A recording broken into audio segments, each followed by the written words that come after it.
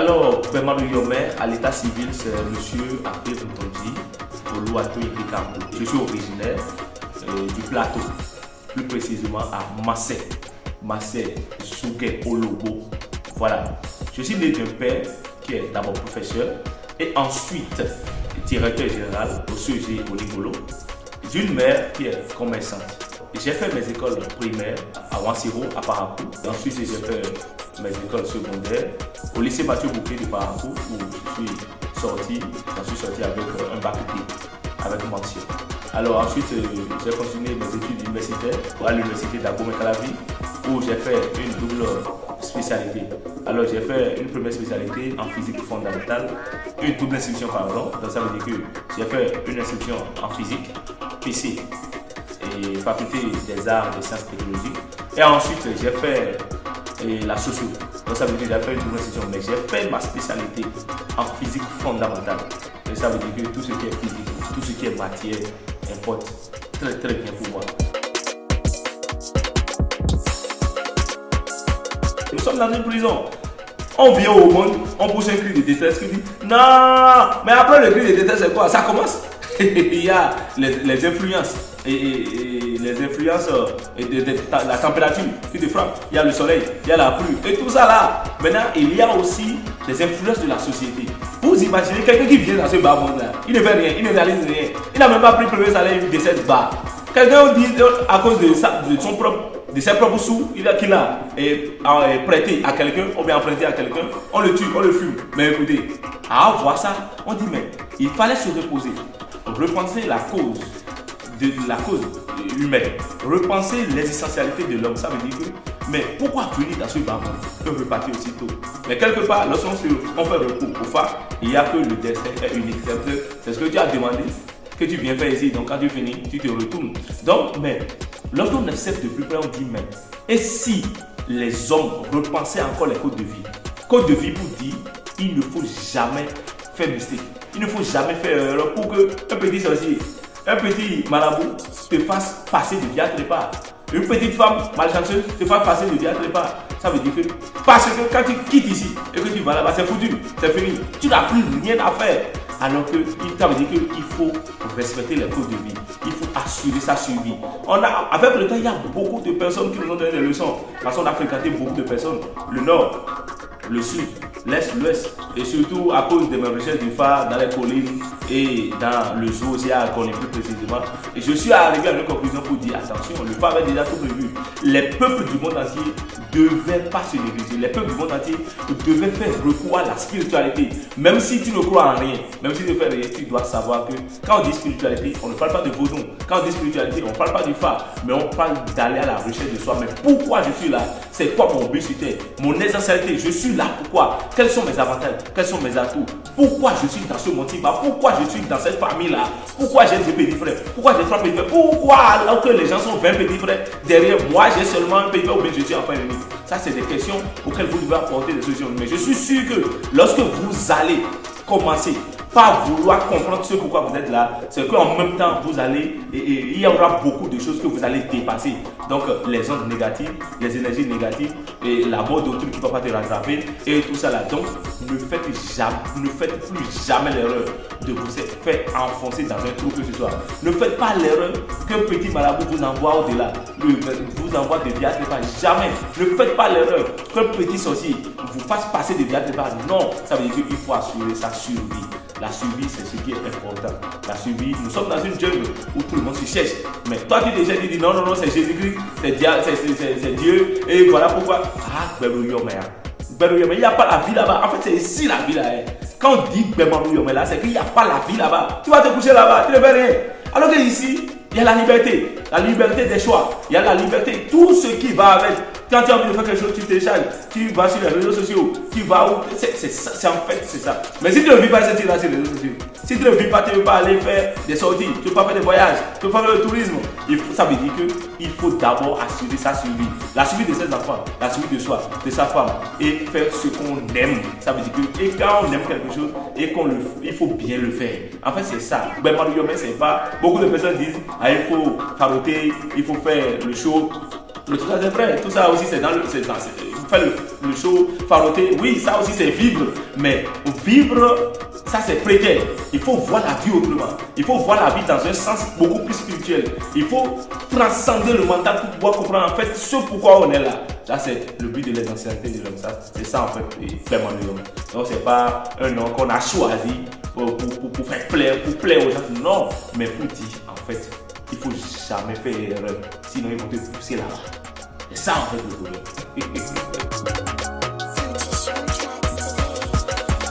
D'abord, mon grand-père, mes aïeux pratiquaient le fa. À Mansé, et quand on dit Agbeada Nifa, ça c'est mon grand-père. C'est lui, dans Kekou, Sakete, Koubert, c'est lui le Olo. Ça veut dire que quand on dit Olo, c'est lui le chef suprême des Babalao. Et quand il y avait quelque chose à faire, et quand il s'agissait du fa, des cérémonies du fa, des rituels du fa, on doit l'informer, il doit être au courant. Donc avec le temps, il y a ce qu'on appelle la réincarnation, ça veut dire qu'il est revenu en moi. Donc avec le temps, les consultations et autres, on me disait qu'en fait mon chemin ce n'est pas ça, c'est pas les écoles, c'est pas les bancs et tout ça là. Tu avais un papa qui est enseignant, tu avais un papa qui est professeur, tu n'avais pas le choix, il fallait étudier, tu devais étudier, c'était une priorité. Mais malgré les études, moi j'arrivais quand même à trouver un autre temps pour mes formations dans le phare et tout ça là. La première personne qui m'a donné la main, il s'appelle monsieur Aïzan, Eric, c'est de la famille Aïzan, lui aussi il est à Wansero là. Et les autres personnes que j'ai côtoyées à la maison, Chikou, dans l'hôtel s'appelait Chines, ça c'est à Parakou. Donc on avait fait notre début là-bas avec l'initiation du phare où on te disait ça c'est Kemendi, ça c'est Yekoumendi, c'est ce qu'on appelle le Tofi Form en fait. Et donc j'allais en même temps que j'allais à l'école, j'apprenais aussi le phare, c'est-à-dire que j'étais aussi initié au phare. Donc j'ai grandi avec les études. Dites-vous que en fait, le temps que je donnais, au fait c'est une passion, j'aimais ça. Mais je ne savais pas que c'était naturel parce que ce sont mes grands-pères, mes amis qui avaient fait ça. Même mon grand-père avait dit, et quand mon père contait l'histoire, il disait, il fallait ça. Ça veut dire que le faouri en fait c'est ça. Mais lorsqu'on me dit, ici c'est Bemendi, ici c'est Yekoumendi, moi je retenais ça facilement, je me disais, mais alors qu'il y avait beaucoup de personnes là, eux ils avaient du mal à assimiler les béabas du phare et autres. Donc du coup moi j'ai vite monté le niveau, j'ai vite aussi le niveau, j'ai vite changé de level. Et jusqu'à l'université, en fait ce qui m'aidait même à m'en sortir lorsqu'il s'agissait de faire des photographies et de préparer les cours, les TP et autres, c'était les petits sous de consultation parce que j'étais étudiant. Mais je consultais aussi à mes camarades étudiants qui étaient dans des problèmes spirituels, qui souffraient depuis peu et de rien. Donc alors, Ricardo, alors tu me fais ça, Ricardo j'ai besoin ici, Ricardo quand j'apprends mes cours je dors, Ricardo c'est que tout ça là, j'avais appris ça en même temps que moi j'allais à l'école. Maintenant avec le temps, lorsque j'avais fait la 3e année, j'étais allé voir un vieux. Il m'a fait une consultation, je ne vais jamais oublier le signe de phare, c'était Kaoube. Kaoube dit qu'il y a quelque chose que mes ancêtres, mes parents avaient fait, mais que je suis en train de négliger ça et mettre les études au profit. Je dis, mais les diplômes après tout, les diplômes avant tout, bien sûr. Et donc je disais au vieux, mais il s'agissait de quoi? Le vieux dit qu'il ne savait pas. Donc ma maman me soufflait que, ou bien c'est le phare de demander. On a demandé oui, le beaucoup a dit oui, que le phare, le chapelet avait accepté, que normalement, malgré tout, je devais pratiquer le phare. Avec le temps, il y a qu'au village, les gens ont commencé par avoir besoin de quelqu'un sur le trône de Agbeada Nifa. Et donc de consultation en consultation, ils sont tombés sur moi. Et donc, d'ici à là, il y aura que les bonnes choses vont encore sortir. Et parce que le village que j'ai quitté, il n'y a que le Agbeada Nifa, le Olu, le Bokon suprême. C'est lui que vous avez en face de vous ici. Vous avez quand le destin te dit tu vas faire quelque chose, c'est que tu sautes ou tu descends, tu dois le faire. C'est comme ça, on ne force pas le destin. Quand je suis arrivé au sud ici, à Calabi, à Cotonou, quand j'allais à l'université et autres, avec le temps, je me suis fait des amis. Il y avait des courants de tronc qui me sollicitaient beaucoup. Parce que, en fait, moi, je savais manipuler ce qu'on appelle les signes de phare. Et j'avais de la facilité à expliquer les signes de phare. Et les gens m'accueillaient. Étudiant à l'époque, quand on dit étudiant, il faut savoir que c'est galère. Mais moi, je ne galérais pas. Parce que les gens, quand je quittais le cours à 16h, tu vas au cours à 4h30, 3h du matin, au retour à 16h, tu allais dans les courants de tronc, tu fais des consultations aux gens, tu veux rentrer, le rondement te dit, tiens 5 000, tiens 3 000. Et c'est ça qui me permettait en fait de m'en sortir jusqu'à devenir ce que je suis aujourd'hui. Donc, je ne suis rien, je ne suis devenu rien, je ne suis rien sans l'activité de tronc, en fait, sans les couvents de tronc, en fait. Donc, j'étais sollicité d'un peu partout. Tiens, Auton, tu es où? Attends, il y a des choses, viens, tu vas faire les consultations aux gens. Donc, je quittais le cours maintenant. Et le soir, 1h, 2h du matin, après, je dors un peu et là, je me réveille, je dis bon voilà, je dois prendre mes cours, mes cahiers, alors je prends les photocopies, j'étudie un peu, je vais au cours. Le soir, je suis dans les couvents de tronc. Parce que je n'étais pas habitué à des bokonos ici, à Calavi. Mais dans ces couvents de tronc, à cause de ma manipulation de ce langage, de ce langage codé des signes de Fa, il y a que des bokonos qui commençaient pas à s'intéresser à moi. Ça veut dire que mais c'est qui ce petit là? Mais lui c'est qui? Ah, viens chez moi à la maison, viens chez moi. Donc avec le temps, j'ai commencé aussi par rassembler des connaissances beaucoup plus approfondies dans le domaine du phare et dans le domaine des feuilles et autres. Alors, quand ce symptôme, c'est comme ça en fait, sans le symptôme, donc avec le temps, je me suis fait beaucoup d'amis de Bokono. Donc, bien sûr, avec des amis à cause de la connaissance, parce que toi, tu n'es pas utile à quelqu'un en quelque chose, la personne ne veut pas te mettre à côté de lui. De ceci, c'est un gâchis. Donc, avec le temps, j'ai grandi, j'ai évolué, et voilà.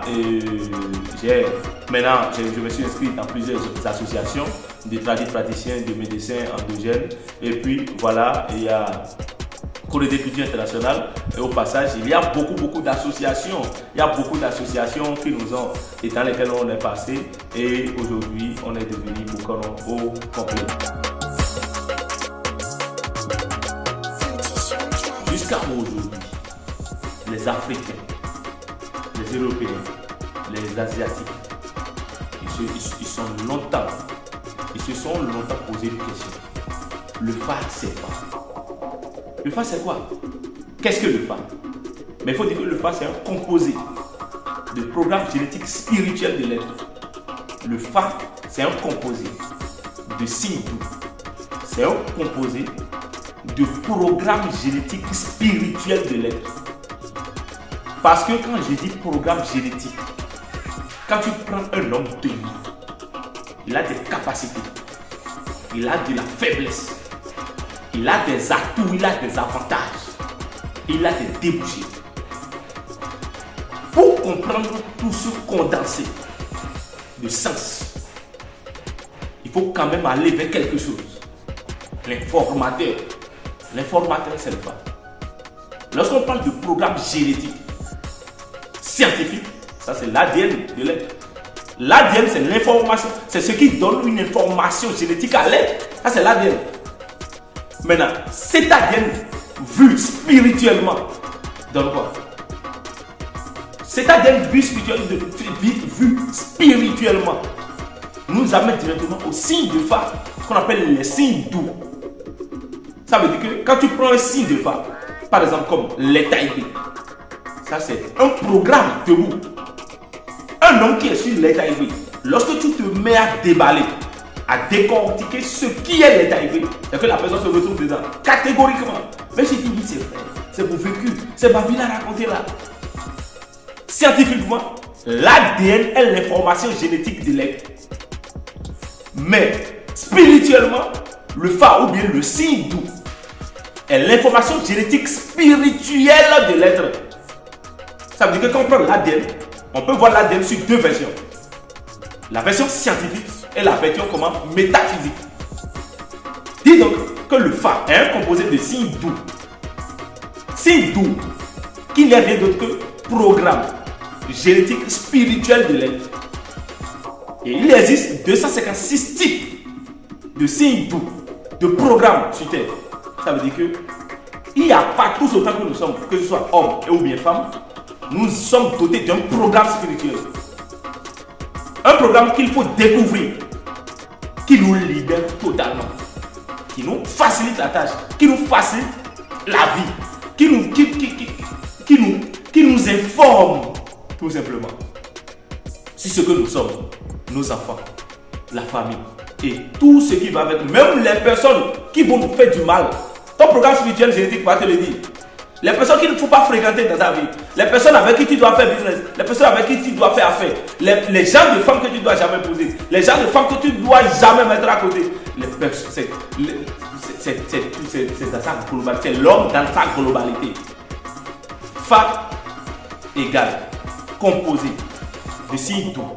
Signe doux qui n'est rien d'autre que programme génétique spirituel de l'être. Ça, c'est ce que tu es en fait que le Fa révèle. Ce que tu es. Donc le Fa, c'est le programme, c'est l'homme debout. Et il ne faut pas dire homme seul. Même les arbres aussi.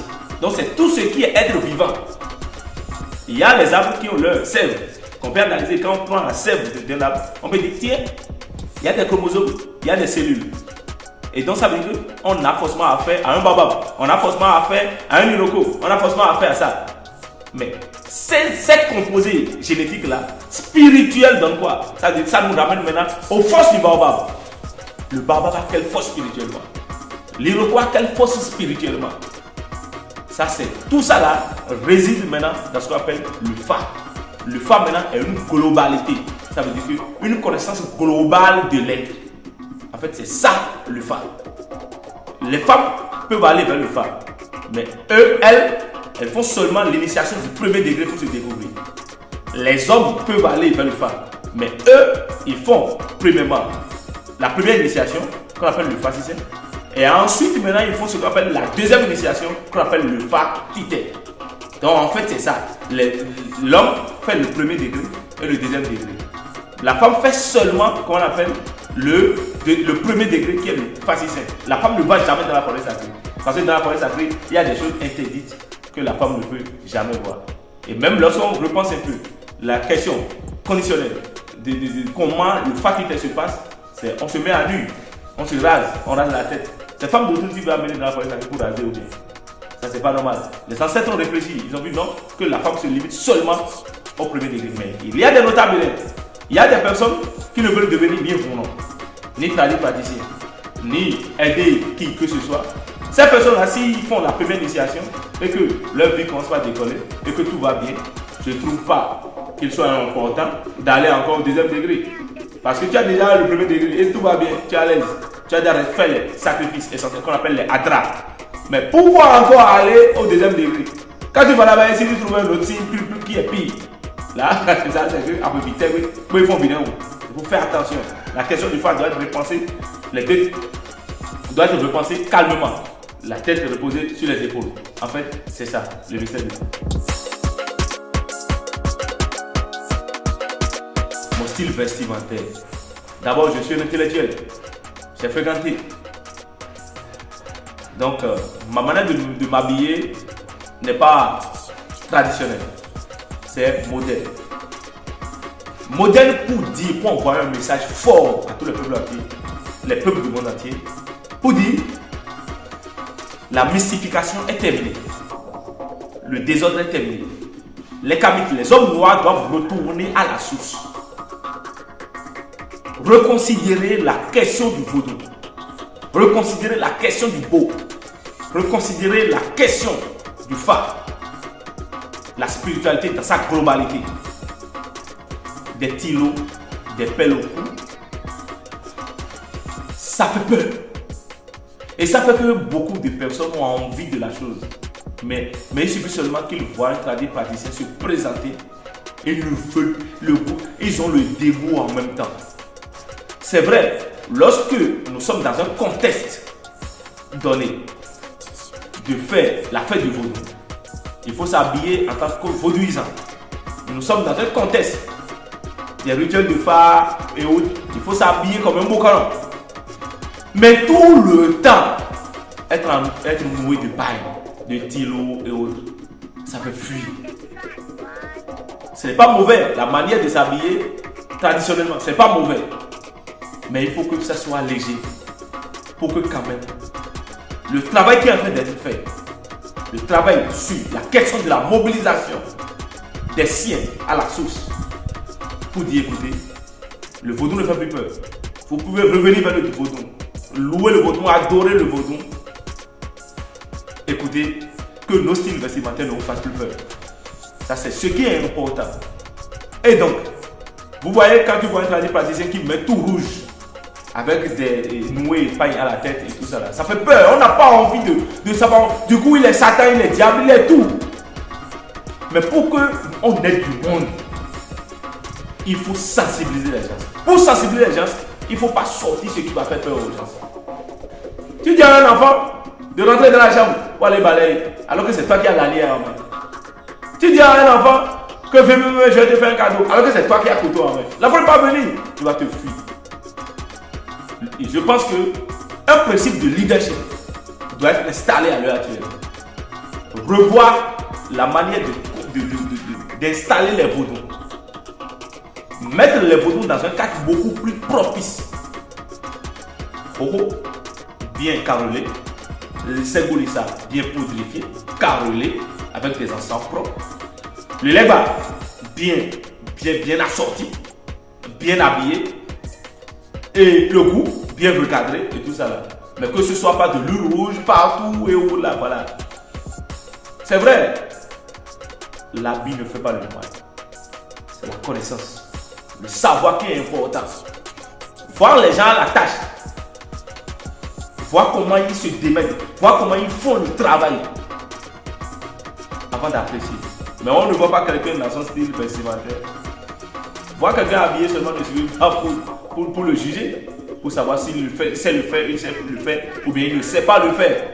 C'est faux. Les peuples du monde entier doivent revenir à la source du savoir. Et l'Afrique, enfin, prendra maintenant un essor. Joseph Kizembo l'a dit. Un peuple sans culture n'est qu'un peuple acculturé. Un peuple sans culture, un peuple acculturé. Et aucun pays ne peut subir, ne peut voir ou bien ne peut constater un développement que ce soit si c'est que il ne se contente pas de développer clé en main. On a besoin des personnes qui rêvent d'un développement clé en main, qui savent le faire, et non des personnes qui ne font que parler français. On n'a pas besoin de personnes clés en tête, mais on a besoin de personnes clés en main. Fin de citation.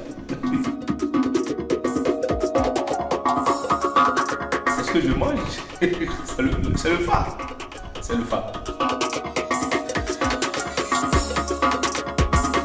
Je préfère la couleur noire. Et au lieu de choisir du blanc, je préfère la couleur noire. Parce que le noir impose un respect. Lorsque tu ne comptes pas analyser. La couleur noire, c'est quoi? C'est la couleur de l'élégance. La couleur du pouvoir. Cette couleur-là, qui est très très discrète, qui ne dit pas ce qu'elle pense, qui ne dit pas ce qu'elle a envie de faire, qui donne très peu d'informations sur ce qu'elle est. Baiser, c'est la sagesse. Alevi, c'est la sagesse. Mais baiser ou alevi, bon, je les aime. Même quand vous prenez mon répertoire, ces deux personnes-là, je les adore. Parce qu'ils sont des philosophes. Bon, je préfère Alevi. Je préfère Alevi et baiser.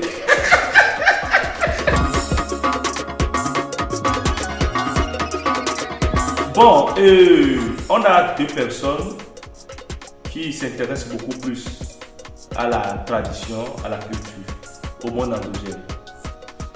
On va choisir Gedenge parce que eux ils se rapprochent beaucoup plus de la tradition, de ce que nous on fait, des contes, récits de Fa que les gens se mettent en chanson. C'est vrai que par le passé j'ai tourné un clip avec Bobo sur Tchétoula. On a pour le Tchétoula, mais nous avons affaire là à un miss en fait. Il est en même temps urbain, rappeur et il jongle ça en fait avec la tradition. La tradition pure c'est avec les frères Gedenge, mais l'autre c'est un message. Ça ne veut pas dire que je ne l'aime pas. Donc les Gedenge d'abord.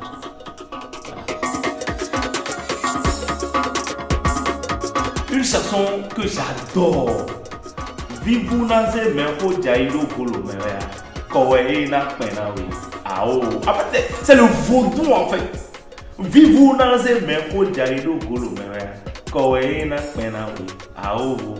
Erubi bokolo e ao. Erubi bokolo. C'est formidable. Quand tu entends ça, tu te sens noir en fait. C'est ça. Et là, c'est... Choisis entre Gedenge et Sabora Danielou. Là, c'est une question ambiguë. Vous savez, est-ce qu'il y a un choix même? Mais oui, donc, nous voyons, tout me dit. Sabora Danielou, j'ai eu la chance de le fréquenter. Je suis allé chez lui plusieurs fois. La sagesse à fond. Bon, des messages. Par exemple, quand on dit, et Sabora Danielou, quand il chante, Amonunde Rundu, Amonunde Rundu, c'est que il y a un lien en fait avec mon nom, même pour Mario, mais là quoi. De toute façon, là, je passe Sabora avant les frères de Dengue. Parce que quand on dit Sabora, en fait, c'est des musiques de plus de 40 ans, plus de 50 ans qui vivent encore. C'est que quand tu es dans ton véhicule, climatisé à fond et que Sabora Danielou retentit, il n'y a personne dans le véhicule qui dit c'est quoi ça, il faut changer. Il n'y a pas. Mais Sabora, c'est la sagesse.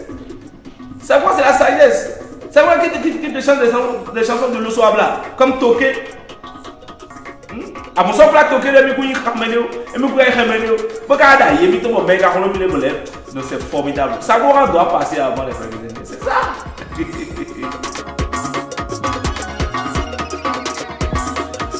C'est taekwondo. J'ai été gradé dans le taekwondo. Au lycée Mathieu Bouquet de Parakou, il y a d'autres sports que j'aime aussi. Il y a le basket. Je joue très bien au basketball. C'est vrai, je ne suis pas élancé, mais je joue très bien. Quand on dit que basket, c'est pour les personnes qui sont élancées, c'est faux. Je joue très bien au basket. Je joue aussi le volleyball. Mais je ne peux pas se matcher. Dans le volley, il faut être élancé pour bien se matcher, les gars. Donc moi, je suis un meilleur passeur, je suis un meneur, mais je ne se matche pas. Alors que pour que le volley soit intéressant, il faut se matcher. Basket, c'est vrai, quand on est élancé, on plaque bien. Quand tu plaques bien le public, voilà, c'est bon, il faut faire le sport.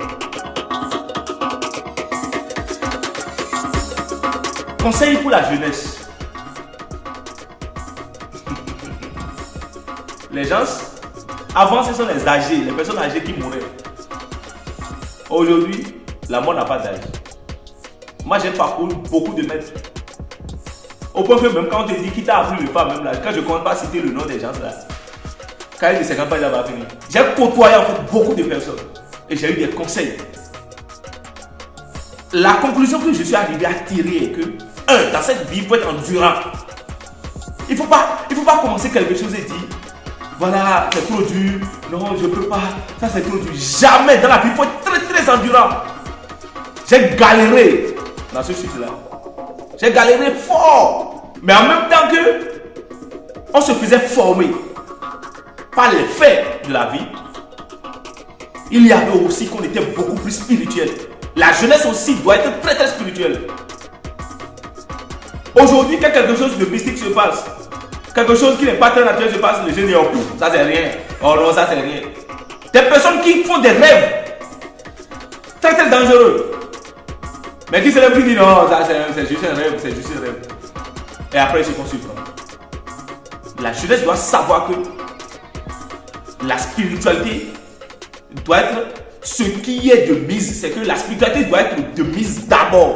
On a besoin des personnes qui arrivent à transcender le mental, voir beaucoup plus loin que ce que leurs petits yeux là voient. Il faut voir loin. En fait, pour réussir dans ce monde-là, il faut lire entre les lignes. Il faut vivre du vécu, des expériences des autres. L'autre prend moto, c'est accident il fait. On dit qu'il fait rallye, zéoué, et il meurt. Donc toi jeune, tu dis non, c'est faux, que c'est ça bon, qui a pris par là. Donc c'est pour ça. Toi, mais il faut essayer, il faut faire rallye comme ça, on va voir. Toi, mais tu vas prendre par là.